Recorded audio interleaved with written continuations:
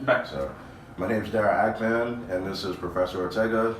I'll be interviewing him today. If you could just introduce yourself and what you do. Christopher Ortega, Assistant Professor of Communication Media Studies here at SUNY Portland, finishing up my second year as an assistant professor. What is it like being from New York City, now living in upstate New York?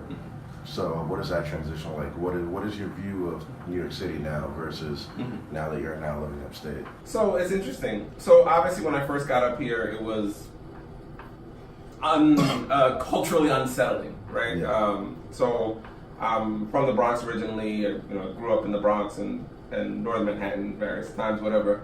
And I went to places that were basically, depending on which part I lived in, all black and brown, right? Depending on where you want to draw the lines, either very Dominican, very Puerto Rican, a lot African American, right? Depending on where, which part I lived, but some mix of that, and basically that's all. So it was a big culture shock then. And that took some adjusting, took some getting used to the slower pace and not seeing people that look like you, that kind of stuff. Change.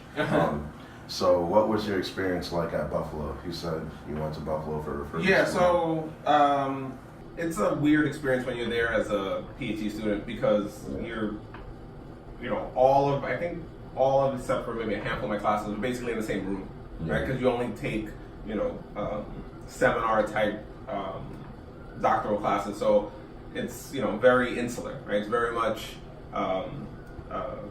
Baldy Hall is where the common department's housed there, and basically everything I did was in one room, so I really didn't experience any of the rest of campus. It's an easier life, and I don't know if it's more of a that, but my wife's also from the Bronx. We went to the same high school. Wow. We started dating in high school, and then she went to Stony Brook for 1 year, one semester, didn't like it, and then transferred to Cortland. So you're living a dream. Yeah. But she also, like, when we go home, back home, because her mom still lives in the Bronx, and we're like, we can't do, like, it just, there's not as much space, like, it's just everything, it's just like, how did we, it was, when we were there, it was fine, obviously, I don't have any problem with where I lived and stuff like that, but now I couldn't imagine it. Right now, there's just space for days, right? Upstate, that's what it is. I have bedroom. My dad comes up for a week every summer, and I'm like, hey, go stay in that bedroom, like, because we just have space like that. But back home, it's like you don't have just empty rooms that you don't do anything with, because it's at least not where we lived. We couldn't afford that.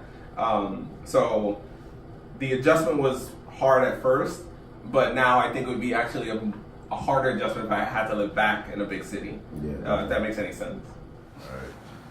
I appreciate it. No problem. EA Productions.